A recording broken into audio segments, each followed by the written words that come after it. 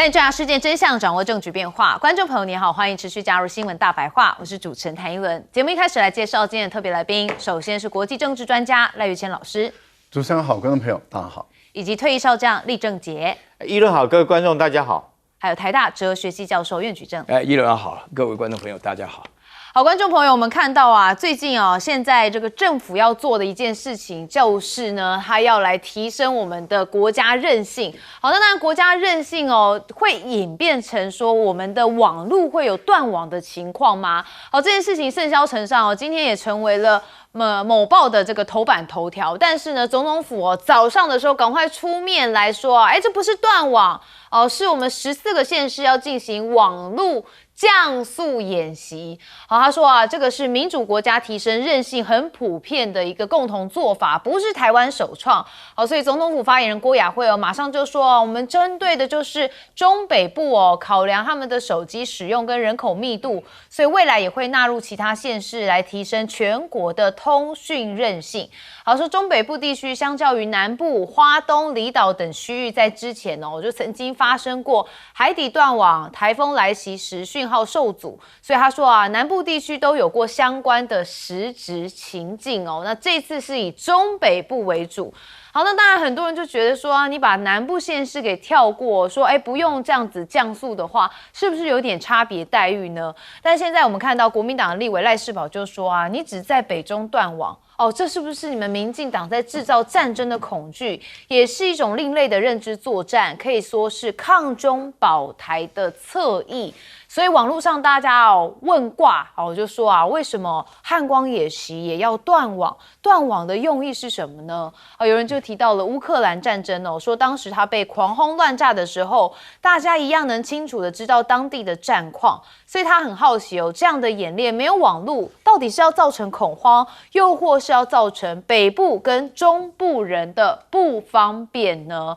所以很多网友在下面也是嘘声不断说啊，模拟战争断网，然后汉光士兵坐捷运去支援说不是说打仗能正常生活吗？还有真正的战争还可以分区来断网他说莱尔把演习当演戏，提早贩卖臭酸的芒果干来戒严。好，这个戒严他故意用这个戒严，但实际上网络上大家觉得啊，这个感觉有点司马昭之心那现在呢，绿媒更是说啊，你看我们就说不是断网吧，我们是一个降速的演练那包含的就是天灾网攻跟复合式灾害都要来进行一些讨论。那国安人士就赶快跳出来不知名的就说啊，这次的行动网络降速的演练，许多理念相近的民主盟友都有经过类似的演练。那这个是个全球趋势，也不是我们的首创。说演练演习只是一个手段，目的是要让民众思考怎么样建立自己的 PACE 的备援机制。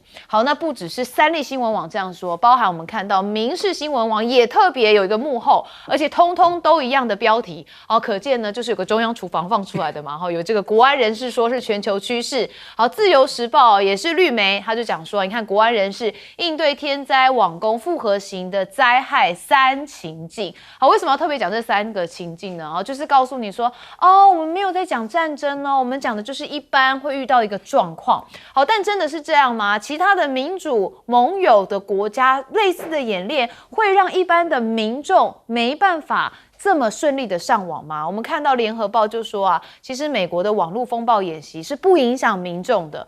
他们当然也有这个国土安全部，还有州政府、联邦机构、电信银行等关键的产业都会来进行演习。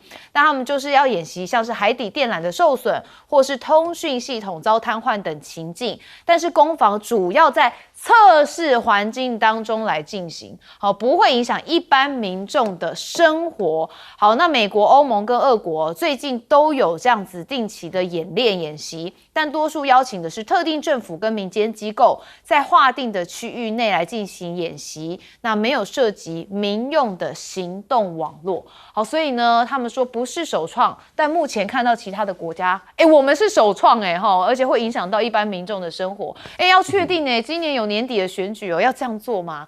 好，那当然是不是台海的气氛很紧张，所以要有这样的理念呢？我们看到央视现在首度曝光的是黑色鹰击18的反舰导弹。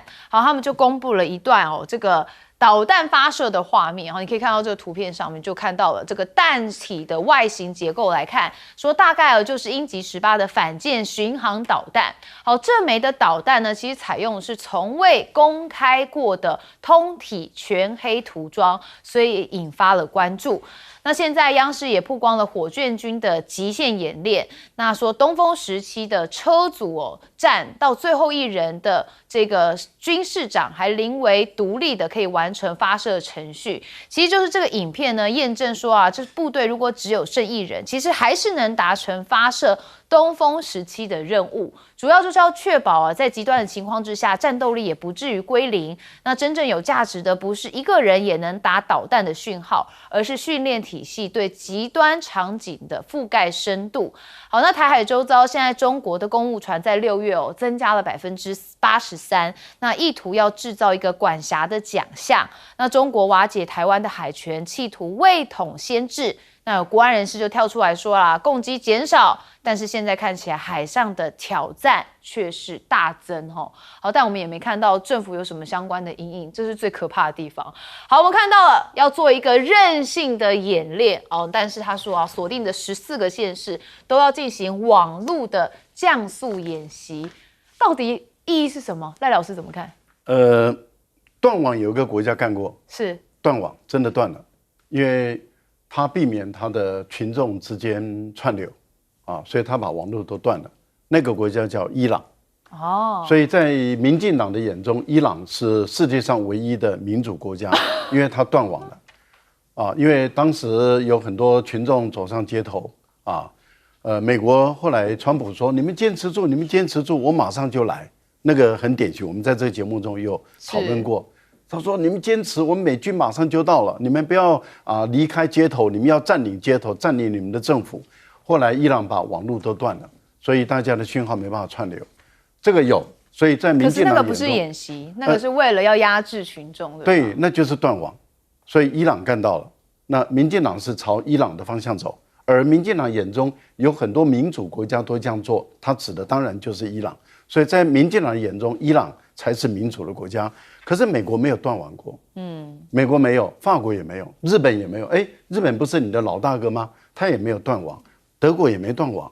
他们有演练过他们的网路，如果遭到骇客强烈的攻击，一旦整个断掉了、崩解了，他们该怎么办？会怎么样？他们是在一种情境中，就是用大型的数据沙盘来做推演，说一旦撞到了，然后被断掉了，他们会怎么样？经济上会多少灾损？然后这个能源会出什么问题？交通会出什么问题？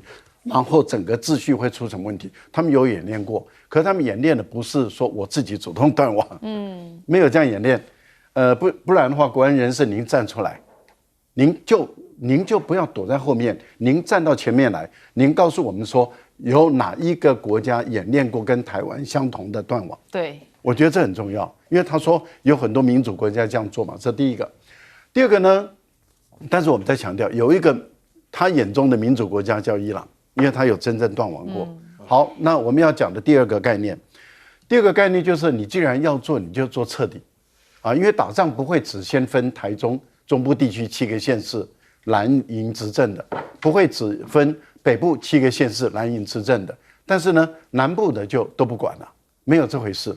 那你一旦要断，你是断的彻底，不要断了一半，全部都断嘛，你就都断嘛。这第一个。第二个，你不要减速嘛，你就断了。你断了以后，你看看台湾的经济损失会有多大？你测试一次看看。你根本不敢测试，因为你无法想象，如果你对于台湾真正网络全断，我们的经济的伤害会有多大？工业伤害、经济伤害、股市伤害、交通讯号，所有的一片大乱，那会乱到什么程度？要做你就好好的做一个彻底。对，不过因为现在他说是降速啦，不是断网啦，其实也差不多不一样，降速跟断网不一样，断网就是你都连不通，降速是说喂，那也不是一种断网吗？那还是可以，那不是断网。所以我觉得不要欺骗自己，也不要欺骗台湾的民众，不要欺骗。你真的要断，你就断得彻底，要不你就跟欧美的国家一样，在沙盘模拟中来模拟这个断网会发生什么问题，你就不会影响我们的生活了嘛。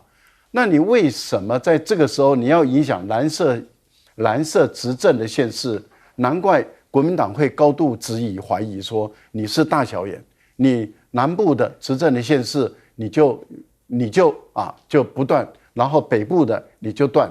我觉得这样的一个执政风格不好，台湾的人民观感很不好，年轻人更是会讨厌你。好，为什么我讲说这降速就感觉是年轻人的断网？因为我曾经去过意大利，真的，网路比马路重要。我那时候非常有感觉，因为网路慢到不行，几乎是等于没办法上网了啦。将军安诺垮。这所谓演习，什么叫演习呢？就是我设定一个暂时可能发生的一切情境状况然后我来演练这个状况，来演练我应该怎么样来应变、来处置，完了以后从中检讨，从中获取经验来做改进，这是演习整个过程应该是这样。那现在试问一下，你现在将这个网路降速或者是断网，那你到底是在磨练你自己这个应变政府的应变处置能力，还是在磨练老百姓这个抗压的能力？很明显你在磨练老百姓嘛，你不是在磨练你自己政府嘛？合理来讲的话，如果说你暂时你认为可能网络会遭受到攻击，可能会降速，可能会断网，那你应该设定一个比较偏乡地区来做这方面的演练，或者是发布这种状况不要影响到民生，因为影响到民生很严重。我认为断网以现在来讲的话，比停电还严重。停电我们有时候停电，手机还蓄有电力，还可以呼叫，还可以传资讯，还可以传相关东西。可是如果说断网来讲的话，你可以说什么东西都没有。你知道，所谓这个我们讲说要致富先造路，路有哪几种路？有水路、铁路、公路，对不对？网路、飞机。然后现在最重要的路叫做网路。对，你要致富先造路。如果说你没有网路来讲的话，你看对于这个财富来讲的话，对经济来讲的话，那损害是非常大的。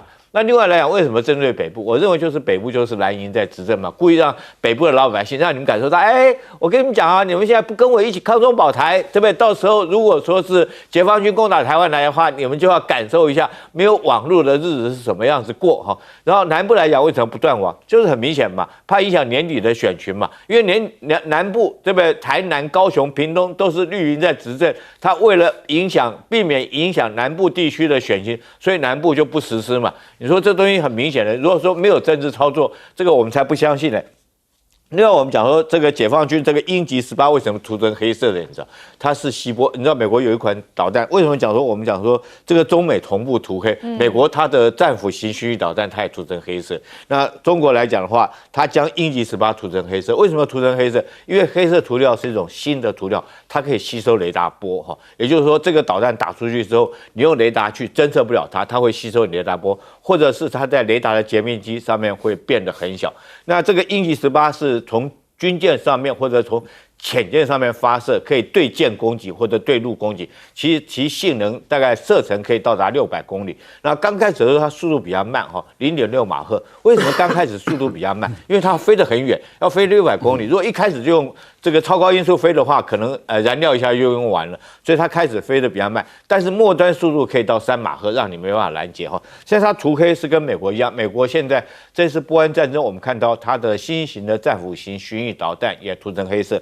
那另外我讲一下东风17为什么一个军事长就一个人能够操作？因为暂时你必须，这代表这军事长是什么？军事长我们台湾叫士官长他们叫军事长。事实上，士官长我们台湾称之为兵王也就是说这组武器，他从头到尾每一个人的角色他都要会，他都要熟悉。也就是他一个人从这个飞弹进入阵地，到这个完成架设，到接受各种命令，到完成射击的参数，到发射，他一个人就能够他一个人就可以操作。所以说这个在战时的时候，确实是可以发挥韧性的作战能力。好，所以你可以看到我们从这个中国大陆这边，然后跟我们这边都有一个韧性的一个呼应。好，苑教授怎么看？我首先强调这个断网演习它透露出来这个极度荒谬的一个地方所以这里大家都知道，网络的特性，网络的本质，在定义上的话呢，就是人无分男女老幼，地不分东西南北。我跟你讲，你要演习的话，就全岛断网，让大家真的体会。那现在这个问题的话，有2方面来讲。我坦白告诉大家，如果真的有人上到台湾来的话，那一定会断网这个太容易了。你知道，针对于这个网络都是集中个点像我们这个整个台湾的话呢，就是1-2个点，那这个一定是攻击的目标这个不用东风17了，就是基本上的话，几个火箭弹就可以了。那个时候要断网的时候呢，不可能分地域的，要分地域的话呢，就产生了人家的遐想，也足以证明啊，要建议断网的人呢，要分地域的话呢，其实不但不了解网络，实际上是非常非常的糊涂，现在非常非常的简直有点混球了。为什么呢？因为大家心里都会明白，你这个东西跟你自己的政治认同无关啊。网络本身可以支持台独，也可以反对台独啊，这个不就是这个最基本的问题嘛，所以大家脑袋想这里面的逻辑呢做得非常清楚。所以你现在的话呢，这大家都搞错了方向，说什么哎呀，你这个都是怎么蓝的啊，什么断网，没这回事。我家隔壁就非常绿啊，我家在前面就非常蓝，这每个人家里都这个样子，这个没有分蓝绿的，蓝绿这种概念完全是不合逻辑的。但是我告诉大家一件事情，你一旦有战争的话呢，你网络一定会断，你能够活多久，这个真的是个大问题啊！大家心里要明白，最主要的是要和平，要止战，不要打仗。那另外的话呢，我讲到东风17的一个士官长就能够从头到尾，请大家注意啊，这个跟以前的解放军的小米加步枪的意义不一样啊，他们是极度的高科技的。大家知道，现在在大陆当兵的时候呢，没有大学毕业是当不了兵的。为什么这么高？因为每个兵都要负责管无人机的操作啊，要负责搞机械狼啊，这个里面牵涉到的这个科技的程度非常高。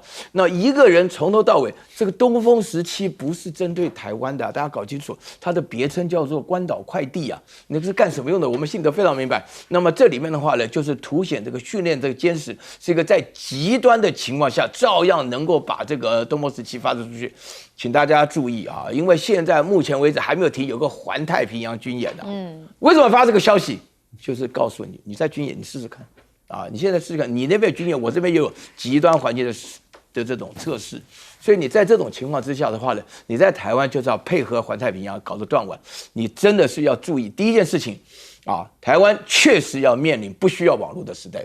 不管你要不要，都会必然面临这种情况。然后第二个的话呢，网络是不分区域的，你要分区域断网的话，其实讲起来这是很荒唐，你根本不了解台湾情况。然后第三点的话呢，你就不晓得，就是说我们台湾这个岛啊，大家都在强调两岸的关系，你错了，是世界的焦点，全世界的焦点。最重要的焦点啊，美国人希望这边两岸之间打起来啊，让所有的话呢支持美国人也希望这边世界打起来，我们是一个真正的焦点。所以大家讨论到军事演习的时候，就是以后都会常常看到，先来个东风17的演习，这其实不是以台湾为主，台湾不需要用到这种高的武器了。好，那当然，因为这个降速的演习哦，在很多的年轻人的口中哦，讨论度很夯哦，所以呢，我们也来看看哦，接下来会不会因为大家的讨论而有一些不同的翻转哦，或许就取消这样的政策。好，我们休息一下，马上回来。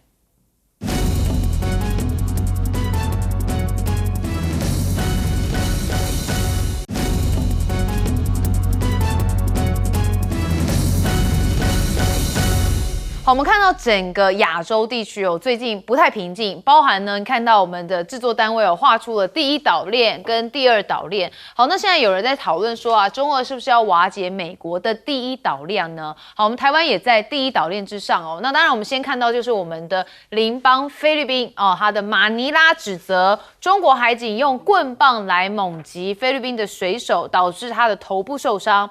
好，这是菲律宾军方表示说啊，中国大陆的海警船派出载有8人的充气艇，而且非法的接近停泊在仁爱礁的菲律宾军舰马德雷山号，而且近距离的进行绕行。那中国的船员更用棍棒打击了菲国的海军头部。好，这件事情引发了一些争论。好，那中国的海警就有进行回应哦，甚至他们还出动了就是影片来进行回击。他说菲律宾是无视中方多次明确的来进行警告，那是以危险的方式快速的接近并围顶冲撞了中方的巡逻艇。甚至是菲律宾的船员先使用划桨跟长棍来攻击他们所以他们才进行了相对应的反击。所以这个画面也曝光就是中方这边释出的影片。那美国的国务院发言人皮戈特呢，他则说啊，南海现在冲突，菲国的军方受伤嘛，那他是有谴责中方。他说中国对菲律宾的合法海上的行动挑衅模式，会破坏区域和平的稳定。他认为这是危险且具有侵略性的。好，所以你可以看到菲律宾现在跟中方有很多的冲突已经慢慢的浮现了。那日本呢？好，我们看到中俄4军舰现在现踪太平洋，防卫省有证实共建闯入了日本 EEZ 的机枪射击。好，这是日本的防卫大臣小泉进次郎他特别讲说啊，中俄是在日本周边的海域进行实战演习，那这也是防卫省首次公布有他国舰艇在日本的 EEZ 内实施射击。那这到底代表什么意义呢？其实对于他们的防卫学者来说啊，冲之鸟岛的地理位置其实就位在台湾冲绳跟美国这个关岛基地之间，所以中俄首度在这个海域来进行实弹演练，就被视为向美日同盟展示他们封锁美军增援航道，而且遂行反介入区域拒止的实战能力。好，所以意有所指啦，所以他们在这边进行一些演习哦，其实主要是要对美日同盟展现一些抗拒的态势。那现在中国出手美日的惨败吗？因为川普签了行政命令，要强化国防供应链而且降低中国的稀土依赖。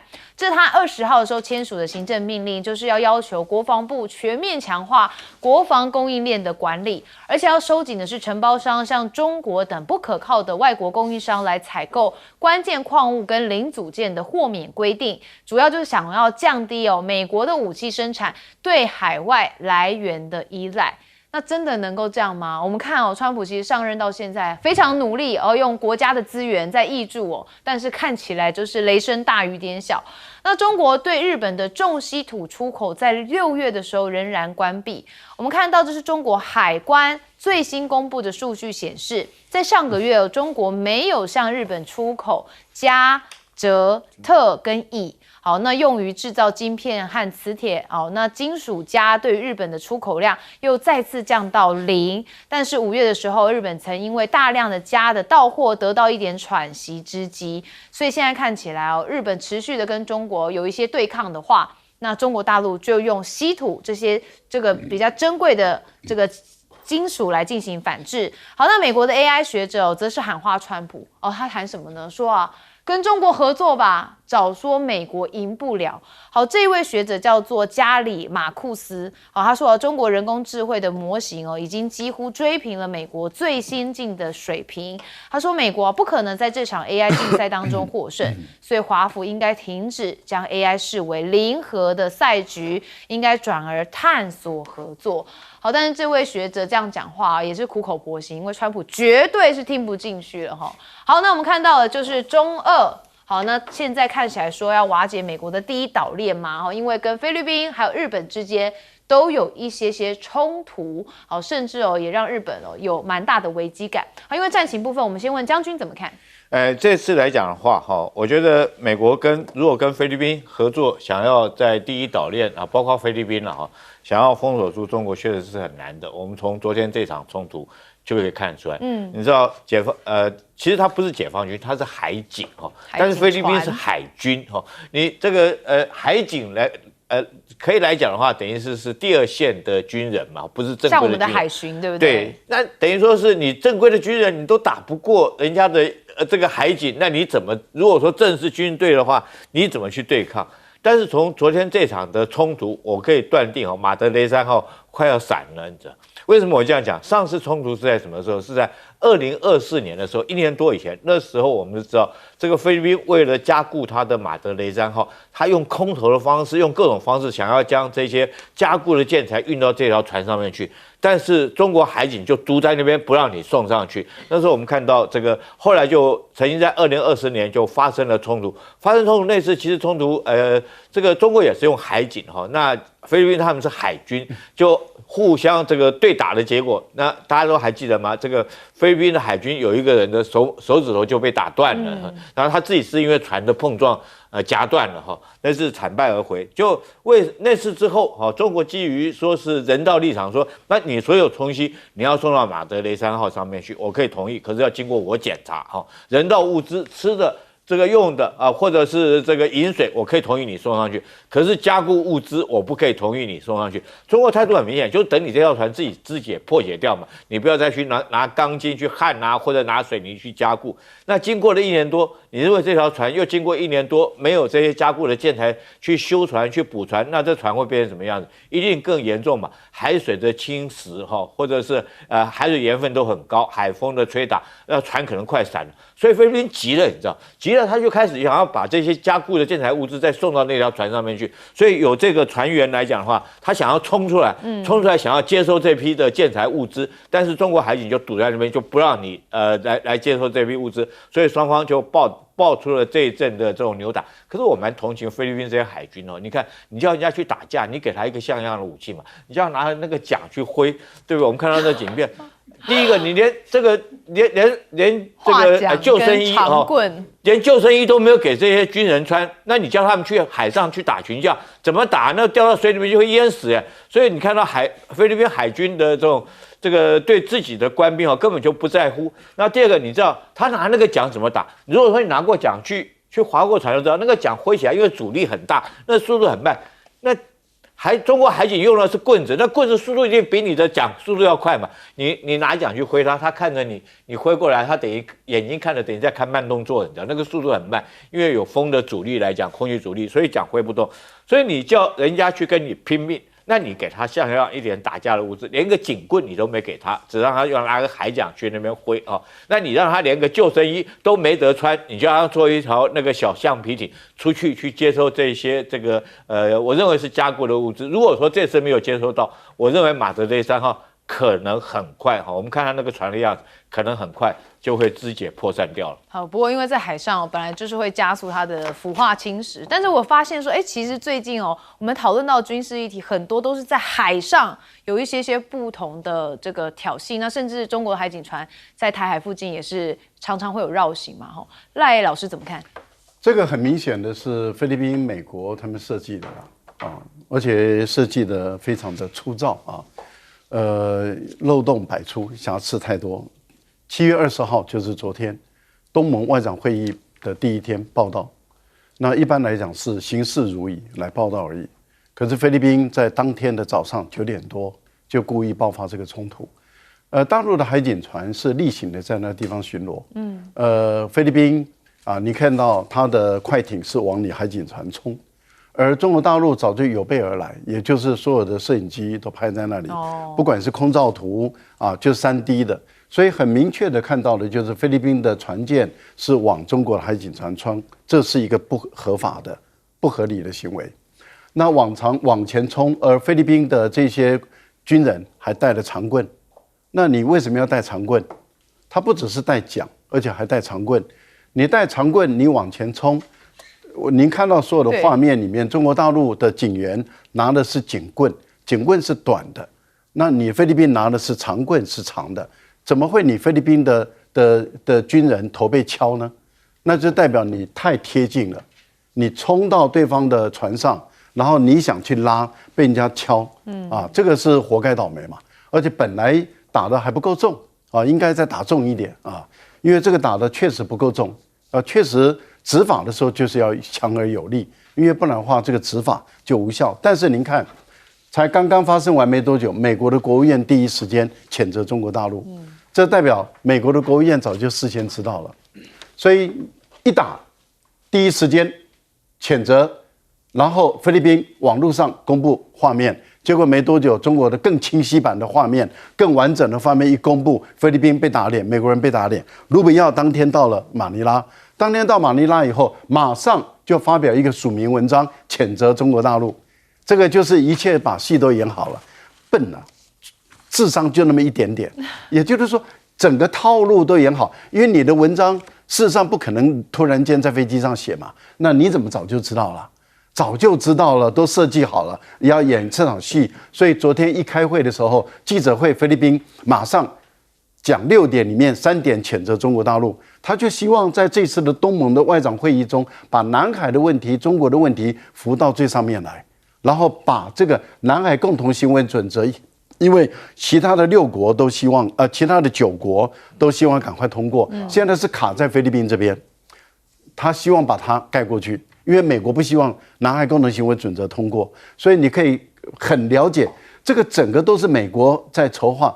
美国在筹划，那菲律宾当然就是那一只他自己对号入座的那只猴子，他被推上舞台来演这样的一场猴戏，没意思。这第一个。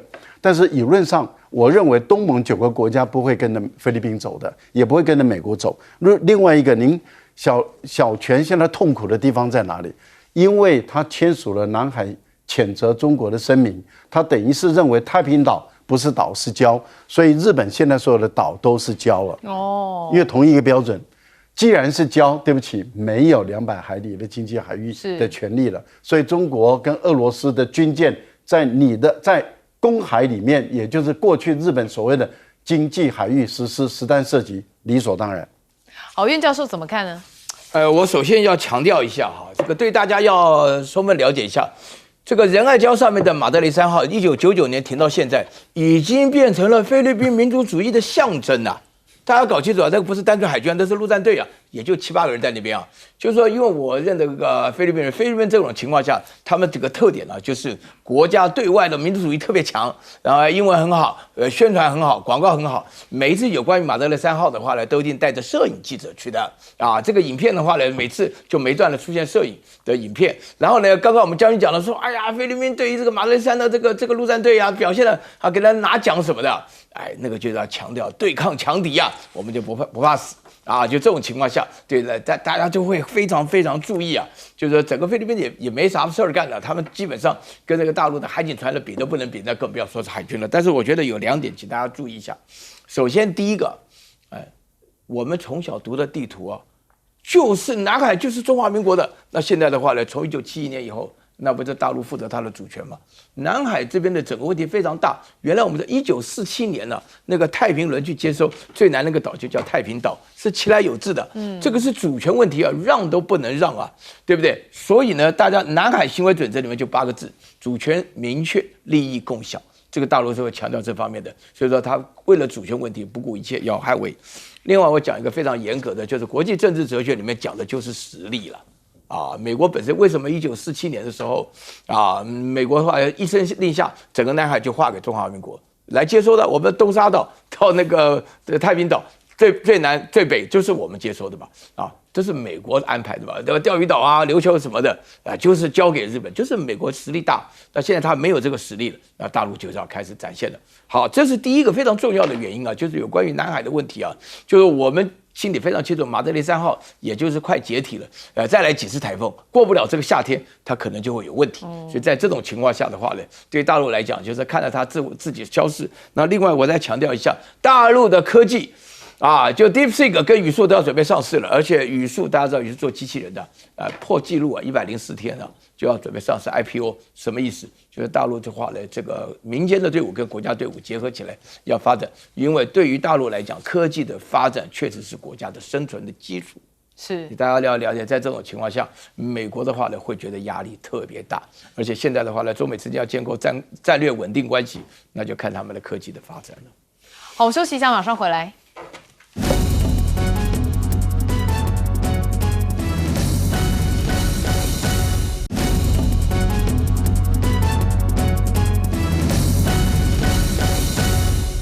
好，接下来我们来看看哦，就是美国他死亡戳破了川普的和谈假面吗？主要就是因为啊，美军的野鼬鼠杀向中东。好，那就要谈到中东的问题哈，因为 F-16CJ 专列防空雷达哦，剑指伊朗的防空网。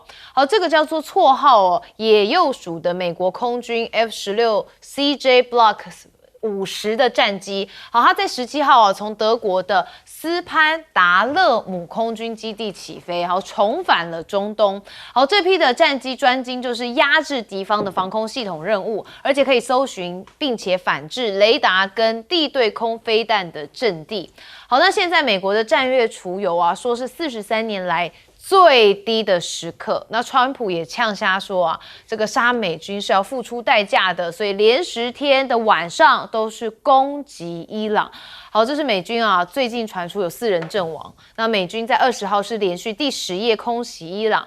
消息指出，美国准备增派的就是 F-16跟 F-35战机来进行参战。那川普就呛瞎啊，说伊朗啊，每杀害一名美国士兵都要付出好几倍代价，说这个命令已经传达给国防部长、参谋长、联席会议主席等所有的军方高层。但是现在纽时啊，竟然报道说，其实美方这边有隐瞒美军的伤亡数字。好，那当然五角大厦就赶快反驳纽时哦，说这不是正确的。这是美国国防部的发言人帕内尔他发文反驳说，纽时根本是恶意指控，因为说啊，他们强调从7月7号有将近100名的美军人员受伤，但绝大多数的人都已经重返岗位了。好，所以到底有没有隐瞒美军的伤亡？如果以官方的说法来说，他们是认为没有，但是不是还是有一些我们不为人知的地方哦？那当然也看到伊朗的议长也是回呛，他说美国人在赌我们的智商跟他们一样低。好，他议长就是卡利巴夫，他怎么说呢？他说美国人一边在伊朗周边的地区来运送新的军事装备，好，一边又声称正在寻求结束战争，他们在赌我们的智商跟他们一样低。那行动应当印证声明，而不是与之相悖。好，所以整个中东的局势发展，目前看起来变数也蛮大的。那当然就是谈谈打打打打谈谈，但这要到什么时候呢？目前还是要画上一个问号。那美伊战争现在也波及到中东因为呢，美国主要把目标锁定在靠近波斯湾南部地区。但是过去1周，这冲突的范围竟然扩大了，轰炸波及了伊朗的中部还有西北部的地区。那现在有一艘邮轮也在阿曼海岸附近的赫姆兹海峡遭到不明发射物击中。那这起袭击事件呢，其实发生的具体位置就位在阿曼东北方大约是8海里处的海域。那现在胡塞组织也宣布要封锁沙国，那就会开辟美伊战争的新战线吗？这是也门胡塞组织宣布对沙烏地阿拉伯要实施海上封锁。那这个举动就会让大家觉得美国跟伊朗的冲突当中会开辟一个新的战线，而且又会再度对于全球的能源供应以贸易的造成严重的威胁。所以现在大家真的不知道整个中东的局面会演变成什么样，因为变数太多了。好，那川习会也笼罩着美伊战争的阴影吗？我们看到就是卢比欧他启程到了马尼拉，刚刚有讲到了东协外长的会议前，好，他就有谈到伊朗的议题以及9月的川习会。好，那因为东南亚国家协会年度的外长会议从明天开始在菲律宾的马尼拉召开3天，那聚焦的就是伊朗战争等国际的冲突，还有缅甸危机以及南海争议。所以大家就很好奇啊，到底习近平原本说9月也要再度的来访美，到底有没有谱呢？也问到了 Rubio， 好 ，Rubio 是美国国务卿，他就说这一趟的行程将会在9月发生，那也持续的派人员过来参与筹备，那他没有听到其他的消息。好，那美国是这样说法，大家好奇，那中国怎么说？我们看到了中国大陆的外交部发言人林健说，元首外交对中美的关系具有不可替代的战略引领作用，说双方就年内元首的互动安排保持了沟通，好，有持续沟通啦，但还是没有完全的确定好，那我们看到一开始就是呢，美国的野鼬鼠杀向中东，那说要剑指就是伊朗的防空网。好，我们先问将军怎么看现在中东整个战情？这个美国很奇怪，到现在为止才打伊朗的这种防空系统。你3月份这场仗打什么？开战第一件事情就应该将敌人的这个防空火网摧毁掉。你防空火网摧毁掉之后，我们讲说踹门者的角色，像歼20像美国的这种，它 F-22通常都是或者是 F-35，它隐身式战机通常所扮演的，我们这样讲踹门者就是把你的防空火力把你打掉，用那种反辐射导弹，你雷达波打伤了，我就顺着的这个雷达波下去把你雷达干掉。然后完了以后，之后才是炸弹卡车才可以大举进去攻击那美国现在来讲的话，现在都已经这个3月份打完仗，到现在已经都签订和平协议以后，现在是不是又要开始动手了？这时候才想到说是，我有这种，我应该要将敌人的这种防空导弹打掉。可见美国在打一场莫名其妙的仗他根本就没有全程的一个作战构想。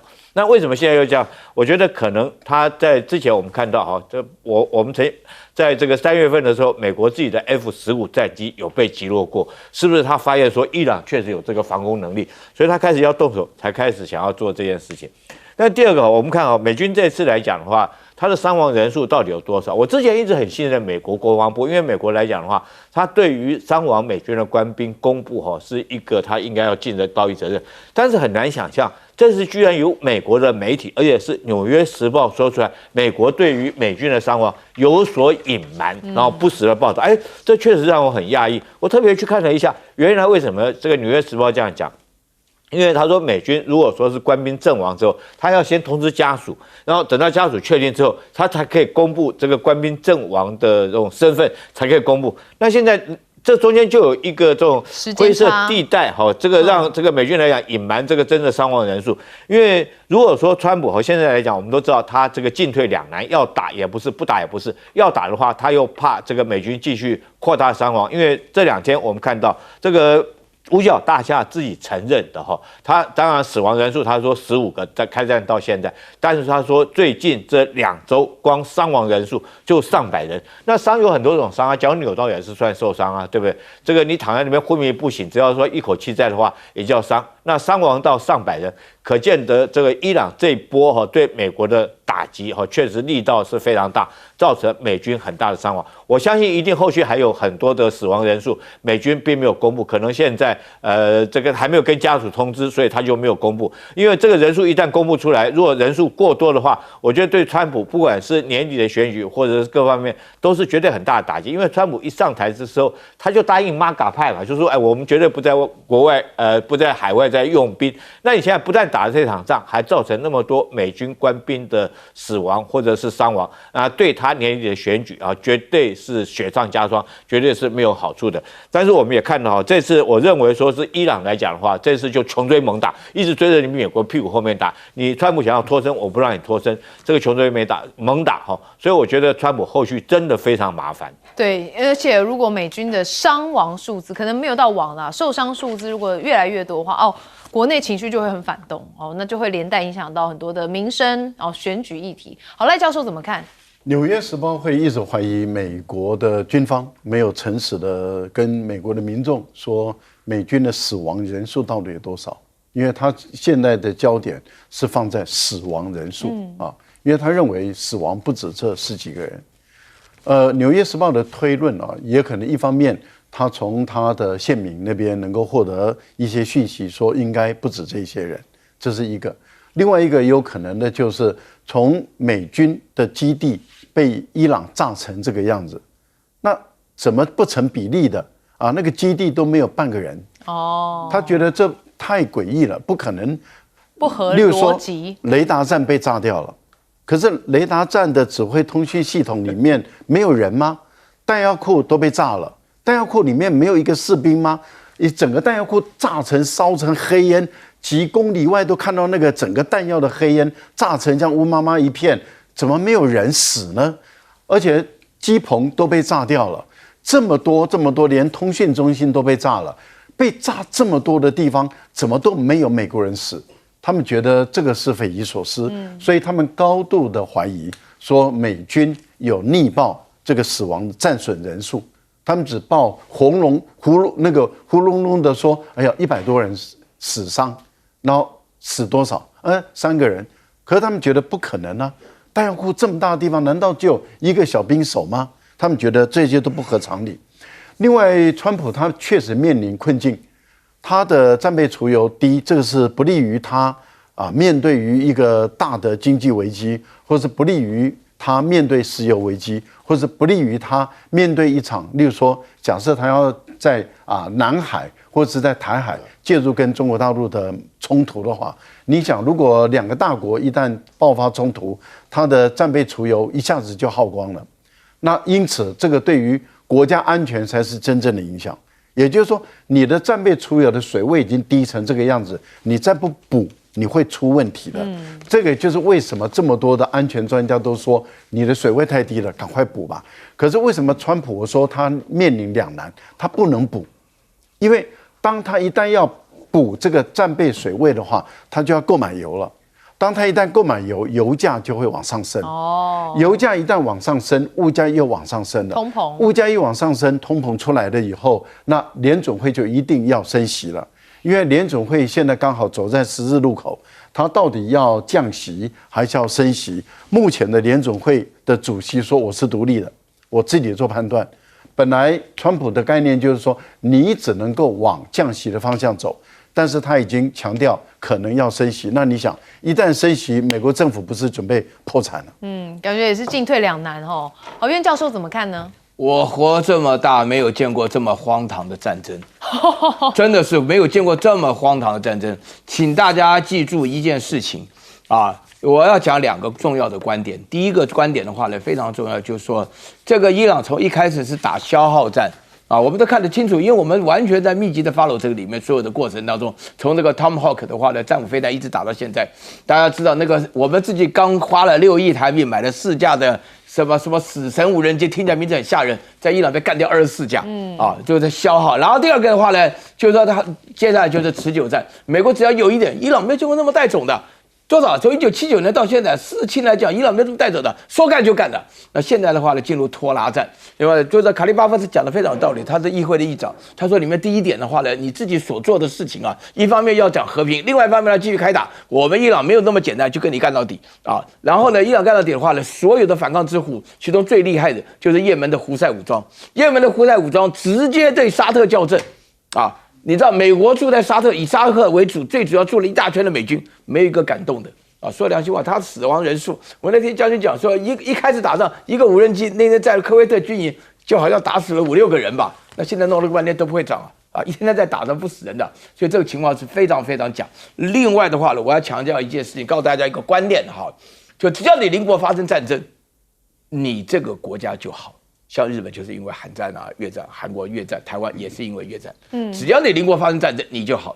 那现在整个世界当中呢，中美之间的博弈呢，只要美国卷入战争，那这个中国就一定好啊。它各方面的条件，为了要能够你让这个中国能够在这个美伊之间冲突发挥影响力，所以我跟你讲啊，林健讲的这句话是非常特别的，因为每一次有关于元首访问，他都说对于你提的问题。我没有任何的信息可以跟你报告，都这样子。那这次刚好大家看一下这里面讲的什么东西。美国在问的话呢，那个什么卢比奥还讲了说，我没有什么任何信息。但是，请看看林健讲什么。林健讲说，有关于你提的问题了，我们正在密切的商量跟准备。这说明什么事情？这说明了这件事情的话呢，商量什么？商量你看看你能够替我做什么，我能够替你做什么？准备什么呢？准备的话，看这个局势的发展下去。